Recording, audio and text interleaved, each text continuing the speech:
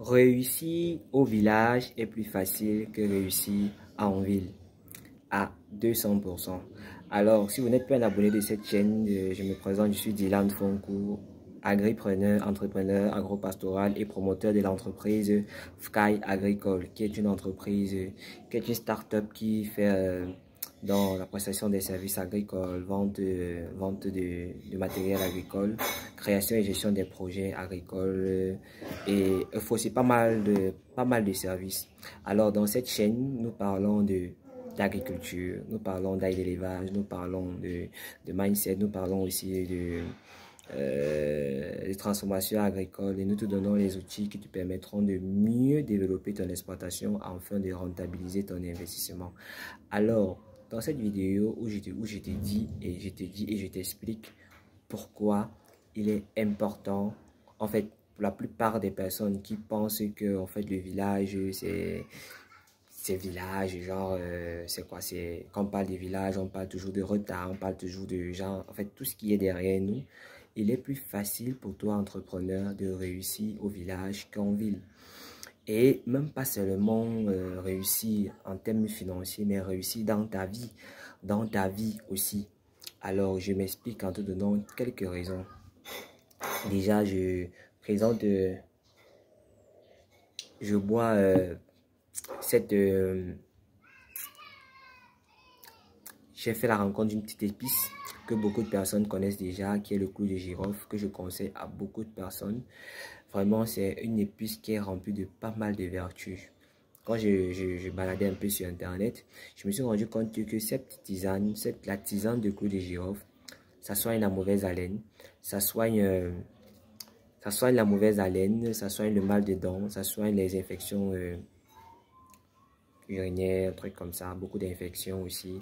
Et ça a beaucoup d'autres vertus. Donc, je vous conseille de boire déjà cette tisane-là au quotidien. Parce que je bois, en fait, je me suis engagé déjà dans la consommation de cette tisane-là quotidiennement. Alors, réussir au village est 10 fois mieux. En fait, c'est plus facile de réussir au village que de réussir en ville. Réussir, quand je parle de réussite ici, je parle d'une réussite totale, c'est-à-dire familiale, financière, émotionnelle, à tous les niveaux vous réussissez. Je m'explique. Première chose, l'immobilier, bon, le logement, la santé, l'alimentation, le transport, le loisir, ces 5 facteurs coûtent extrêmement cher en ville qu'au village. Je prends un cas assez simple. Tu touches avec 300 000, on est arrivé à un niveau où avec 300 000 francs en ville, tu ne peux même plus t'en sortir. Tu ne peux plus t'en sortir en ville avec 300 000 francs. Le mois, tu ne peux plus. Alors, c'est plus facile pour toi de gérer ces 5 éléments-ci. Je t'ai déjà dit. Alimentation, loisirs, santé, logement, transport au village qu'en ville. C'est plus facile de gérer ces éléments-là au village qu'en ville. Je prends un cas assez simple pour quelqu'un qui a des enfants, par exemple. Tes enfants grandiront mieux au village qu'en ville. Ils seront isolés de beaucoup, épargnés de beaucoup de choses. Épargnés de certaines choses qui conditionnent leur mode de vie. C'est-à-dire, en fait, quand je parle d'environnement, je parle des besoins qui n'ont pas leur place pour le moment. Les besoins en vêtements compliqués, vêtements extrêmement chers, téléphones extrêmement chers. Les besoins vraiment que pour un jeune qui n'a pas les moyens de s'approprier quelque chose, c'est insensé de comprendre qu'il pense à ce genre de truc. Alors, pour tes enfants, l'éducation, ça coûte vraiment moins cher au village. L'éducation est même presque gratuite dans certains villages, est presque gratuite dans certains villages, vraiment de la sixième, de la maternelle pour jusqu'en peut-être terminale. Dans certaines zones, vous allez payer des sommes, mais elles ne sont vraiment, ce ne sont pas des sommes qui sont pareilles à des sommes qu'on retrouve en ville. Vous voyez un peu. Donc déjà, pour toi, un chef de famille, c'est plus facile pour toi de gérer ce genre de cas. si tu as tes 300 000 francs le mois, et même si tu es en dessous de ça, c'est plus facile pour toi de gérer ça. C'est plus facile pour toi de te construire, c'est-à-dire le logement, c'est plus facile pour toi parce qu'il y a tout à t'apporter. La maison coûte 3 fois plus cher au village qu'en ville. Pourquoi? C'est nous qui... il y a le bois. Tu peux faire une maison en planche. Et d'ailleurs, notez que les maisons en planche sont les maisons les plus chères en fait à construire. Les plus chères à construire. Quand j'ai dit en planche, en fait, la bonne maison en planche coûte vraiment cher. Il y a les maisons en terre battue, en briques de terre, qui sont en briques de terre, qui sont de très belles maisons et qui sont de très belles maisons sur le plan écologique même. Ce sont de très très bonnes maisons. À l'intérieur, il ne fait pas très chaud comme des maisons en parpaing. Déjà, la brique de terre coûte 2 fois moins cher que le parpaing, si je ne me trompe pas. On parle de 150 la brique et de 300 le parpaing. Et la planche au village est pratiquement gratuite parce que tu appelles un scieur, il te coupe le bois, il tronçonne, tu payes la pièce à 500, tu parles d'une pièce de planche à 500 francs, d'une latte à 700 francs, alors qu'en ville, on parle de 4000 francs, 4000, 3000 francs, 2000 francs. Alors, ça c'est pour ces facteurs-là déjà. Donc, ça veut dire côté logement, c'est plus facile pour toi de te construire au village qu'en ville. C'est plus facile pour toi de scolariser tes enfants au village qu'en ville. C'est plus facile pour tes enfants de connaître d'où ils viennent au village qu'en ville. Parce qu'au village, ils apprendront facilement leur dialecte. Ils comprendront mieux leur tradition. Ça veut dire quand quelqu'un comprend déjà sa tradition, ça veut dire que si quelque chose même ne marche pas de bien dans sa vie, il peut avoir la jugeote, il peut se poser des bonnes questions et trouver peut-être où ça n'a pas, où ça ne fonctionne pas, quoi. Donc, par contre, en ville, c'est difficile, vraiment très difficile. Moi, je suis né et grandi en ville. J'ai commencé à parler mon dialecte, je crois, quand j'avais l'âge de 18 ans. Alors qu'à cet âge-là, les enfants sont déjà des experts en dialecte. Ils connaissent tous les mots, même les mots les plus compliqués dans leur dialecte, parce qu'ils maîtrisent et ils parlent aussi très bien le français, contrairement à ce que les personnes pensent, parce que au village, on scolarise très bien les enfants. Les enfants sont bien scolarisés, ils sont très bien enseignés. Et la preuve en est, il suffit juste de regarder dans les examens, les examens nationaux que nous avons, BPC, baccalauréat, etc. Regardez les 10 meilleurs élèves, les 10 meilleurs élèves. Sur les 10 meilleurs élèves, vous verrez que sur les 10, il y en a au moins 6 qui ont fait leurs examens dans des campagnes, qui ont composé dans les campagnes, qui sont scolarisés dans les campagnes. Alors, c'est plus facile pour toi de gérer déjà le logement. C'est plus facile pour toi de gérer déjà la scolarisation de ta famille. C'est aussi plus facile pour toi de gérer l'alimentation de ta famille. Parce que qui dit village, qui dit campagne, parle d'agriculture, parle d'élevage. Et ils mangent très bien. Parce qu'au village, tu auras des chèvres, tu auras des porcs, tu auras des poules. Vraiment, c'est vraiment... Alors qu'en ville, tu ne peux pas t'offrir ce luxe-là. C'est vraiment cher. C'est vraiment cher. Au village, l'élevage en ville même coûte plus cher que l'élevage au village. Au village coûte un peu moins cher parce que il y a cette adaptation-là que les animaux eux-mêmes peuvent faire. Pour ceux qui veulent faire une agriculture un peu beaucoup plus intensive, c'est encore meilleur au village parce qu'il y a du terrain. Vous voyez, et l'agriculture est très bonne. Vous avez du plantain, vous pouvez faire du plantain, du macabo, du manioc pour alimenter, pour nourrir vos enfants. Sur le plan physique même, les enfants du village sont même plus forts que les enfants de la ville.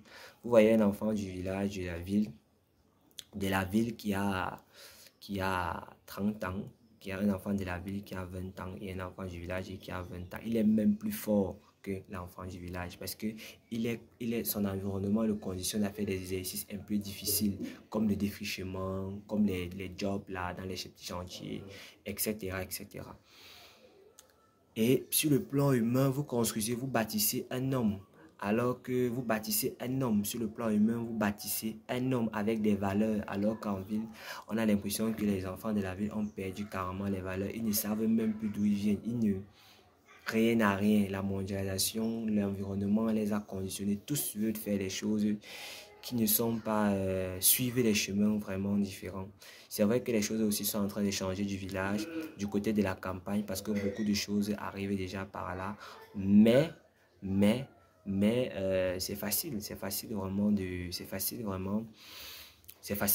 de gérer certaines choses au village en fait. Vous voyez que avec cette petite analyse là, c'est plus facile pour toi, le chef de famille, d'être très épanoui. Les enfants de village sont beaucoup plus épanouis même que les enfants de la ville. Pourquoi je le dis? Parce que ils jouent à tout. Ils vivent, ils jouent. Un enfant doit jouer. Il a des grands espaces où il joue avec ses copains, avec ses cousins, ses cousines, ses voisins. Il court partout, partout, il dégage beaucoup d'énergie et il est beaucoup plus heureux. Par contre, en ville, l'enfant, pour certaines maisons, pour certaines familles, c'est comprimé. Genre, la cour, c'est le petit salon là, l'enfant tourne là et ça t'agace, toi, le parent. Donc, du coup, l'enfant doit rester calme. Mais un enfant ne reste pas calme. Un enfant, ça court à gauche, ça court à droite. Et au village, c'est plus facile pour lui de faire tout cela.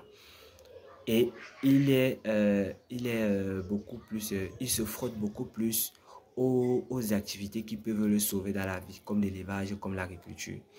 La preuve en est, je dis la preuve en est, nous sommes une agricultrice qui exerçons dans le domaine agro-pastoral. La preuve en est, sur 200% des clients que j'ai eus durant cette année, sur 200 personnes, plus de 200 personnes que j'ai eues durant l'année, vous verrez que toutes ces personnes-là ont fait l'agriculture durant leur jeunesse.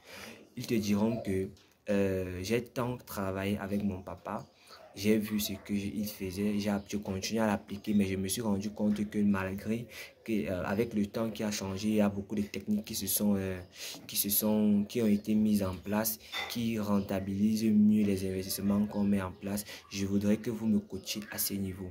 Mais vous voyez, vous verrez quelqu'un là, il faudrait vraiment qu'il ait une façon différente de penser. S'il n'a pas grandi avec, qu'il ait une façon différente de penser pour pouvoir s'intéresser à ça. Donc, en fait, c'est un peu ça. Et suite à cette analyse-là, je pense que de vous à moi, on conclut tous que c'est plus facile pour nous de permettre à nos familles de mieux vivre en campagne qu'en ville. Bon, maintenant ici, le problème est que si on essaie de regarder le problème, c'est que si on doit aller tous en campagne, pour la plupart des personnes, c'est de retourner dans leur village précisément. Retourner dans leur village, tous les villages ne sont pas... il y en a d'autres qui ont essayé de développement un peu élevé et d'autres vraiment qui sont vraiment en retard. Que les choses les plus basiques n'y sont pas. Le courant, la lumière, l'eau, l'éducation même c'est encore précaire, la santé c'est vraiment précaire. Donc par rapport à ces personnes-là, vous pouviez vous extrader dans d'autres villages un peu beaucoup plus développés. Il y a des villages qui ont un seul développement un peu beaucoup mieux que les autres dans d'autres villages. Et déjà là-bas, vous pouvez vous y installer et vous vivez, vous êtes vraiment à l'aise là-bas, vraiment à l'aise. Donc aujourd'hui, c'était un peu ce que je voulais vous faire comprendre. Ne restons pas mitigés, ne restons pas fixés sur quelque chose en disant que on peut faire ça, on peut faire ici. Non, au village, on peut mieux réussir qu'en ville. Mieux réussir en ville. Et pour quelqu'un qui a, peut-être pour quelqu'un qui nous suit constamment, il y a des business que vous pouviez mettre en place au village, en campagne, et ça marche vraiment. En fait, ça explose. Que par exemple, si vous le mettez en ville, je prends un exemple, c'est plus facile pour vous d'être une référence en agriculture et en élevage en campagne qu'en ville. En campagne, c'est plus facile. Pourquoi? Je prends un exemple, je prends une région par exemple comme l'Ouest. Vous êtes dans un petit village. À l'Ouest, on fait les deuils chaque week-end. Chaque week-end, il y a les deuils. Et alors, toi, si tu es un fermier, que tu élèves les porcs et les poulets, tu es sûr de vendre en moyenne pas moins de 100 poulets chaque week-end. Et c'est un très bon avantage pour toi. Et si tu es un fermier qui a des porcs, tu es sûr de vendre au moins de 2 porcs chaque week-end. Chaque week-end. Alors, si tu entres dans cette logique-là, tu verras que c'est plus facile pour toi vraiment de te faire des gros bénéfices en ville, au village par rapport en ville. Donc, j'ai une référence bien évidemment en ville par rapport au village. Donc, déjà, ces deux gros business qui sont l'agriculture et l'élevage peuvent mieux t'aider en campagne que n'importe quel autre business. Et à ça, maintenant, tu peux ajouter des petits commerces qu'il n'y a pas trop dans ta localité. Par exemple, la vente des téléphones, des bons téléphones aussi. Il faut noter que moi, je connais des gens qui sont venus chercher qui ont quitté la ville pour aller chercher le capital au village. Quitter la ville pour aller chercher le capital au village. Et j'en connais, ils sont nombreux qui l'ont fait. Donc, il est clair que pour réussir, l'environnement nous conditionne notre façon de vivre. Et si vous êtes dans un environnement qui vous conditionne une façon de vivre qui est bonne, mais probablement vous allez vous en sortir. Vous allez vous en sortir. Moi, j'ai mes ouvriers. Mes ouvriers, quand ils viennent en ville, quand je leur donne leur repos, qu'ils viennent en ville faire un mois, ils ne veulent même pas venir parce qu'ils savaient qu'en venant en ville, ils ne feront aucune économie. Aucune économie, on va leur payer là et ils ne vont faire aucune économie. Donc, du coup, ils préfèrent être au village. Même s'ils boivent, ils savent qu'ils vont faire de l'économie. Vous voyez un peu. Donc, pour tout ça, c'est à nous vraiment de savoir ce qu'on veut. À nous vraiment de savoir vraiment ce qu'on veut construire. Savoir ce qu'on veut bâtir. Tout le monde n'est pas appelé à construire une maison en ville. À Yaoundé, Ouadouala, tout le monde n'est pas appelé à le faire. Vraiment, tout le monde n'est pas appelé à le faire. Moi, je dirais que c'est mieux de commencer par le village. Lorsque tu as réussi à construire dans ton village, tu peux maintenant venir construire en ville. En fait, ça, c'est ma pensée, c'est ma façon de penser. Donc, à toutes les personnes qui m'écoutent, aujourd'hui, c'est le petit conseil que j'avais à vous donner, à vous de cerner ce que j'ai dit, en fait, de comprendre un peu la chose et repenser un peu notre façon de vivre, de repenser un peu notre façon de voir les choses. Je sais que dans tout ce que j'ai dit, il y a un gros problème et ce gros problème, c'est la femme. Parce que pour les personnes mariées en ville, c'est les femmes. Beaucoup de femmes refusent vraiment de repartir vers le village. Mais essayons vraiment de... Je suis sûr que si vous leur donnez des raisons, des bonnes raisons, il y a de fortes chances que elles acceptent et qu'elles vont au village y s'installer. Donc, bonne journée à vous. Si vous avez aimé cette vidéo, bien évidemment, je vous prie de mettre un petit like, un petit pouce bleu et un petit commentaire là en bas. C'est aussi notre façon, c'est votre façon de nous aider aussi. Donc, passez une bonne journée, prenez bien soin de vous. Ciao.